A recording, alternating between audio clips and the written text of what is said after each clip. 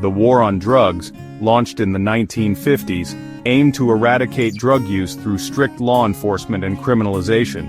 However, this war has had devastating consequences, claiming countless innocent lives. Instead of protecting people, it has fueled violence, exacerbated social inequalities, and disproportionately harmed marginalized communities worldwide. The human cost of this war is staggering. From the streets of Manila to cities across the United States, innocent people have been caught in the crossfire. Their stories are a tragic reminder of the urgent need for a more humane and effective approach to drug policy. This essay examines the innocent victims of the war on drugs, focusing on the Philippines and the United States.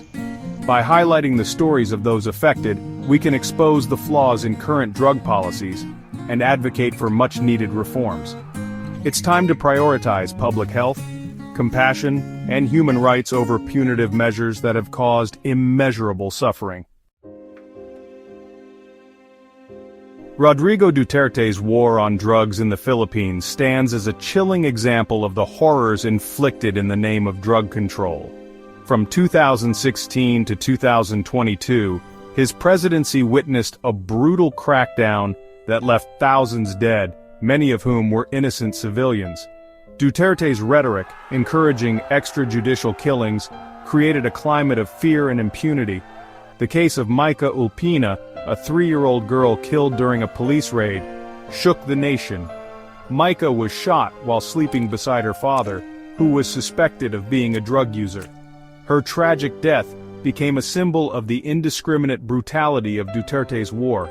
Countless other children, like 4-year-old Althea Fem Barbon and 17-year-old Kian de los Santos, also fell victim to the violence.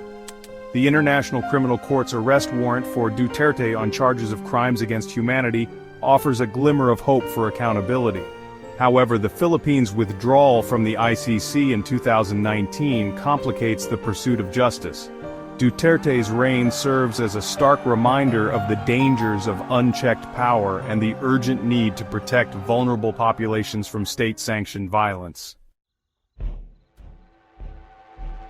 While the war on drugs has impacted communities across the globe, its effects have been particularly devastating for non-white and impoverished populations. In the United States, the war has been inextricably linked to racial profiling, mass incarceration, and the erosion of civil liberties.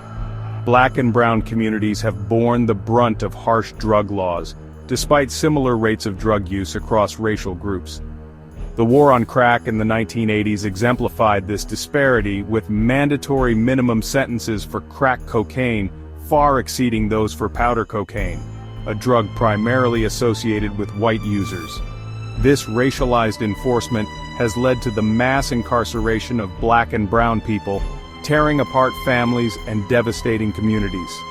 Moreover, the stigma associated with drug convictions creates barriers to employment, housing, and education, perpetuating cycles of poverty and marginalization. The war on drugs in practice has become a war on the poor and marginalized. Despite the devastating consequences of the war on drugs, there are glimmers of hope. The ICC's pursuit of justice for Duterte's crimes, while challenging, sets a precedent for holding leaders accountable for human rights abuses. Additionally, there is growing momentum for drug policy reform in the United States and beyond. The legalization and decriminalization of cannabis in several countries and U.S. states represent a shift towards a more pragmatic and humane approach. These policies acknowledge the failure of prohibition and prioritize public health and harm reduction. Moreover, there is increasing recognition of the need to address the racial disparities inherent in drug law enforcement. Milton Friedman, a renowned economist, argued against drug prohibition, likening it to the failed experiment of alcohol prohibition. Friedman advocated for legalization and regulation, emphasizing individual freedom and harm reduction. His insights, along with the voices of countless victims and advocates, are finally gaining traction.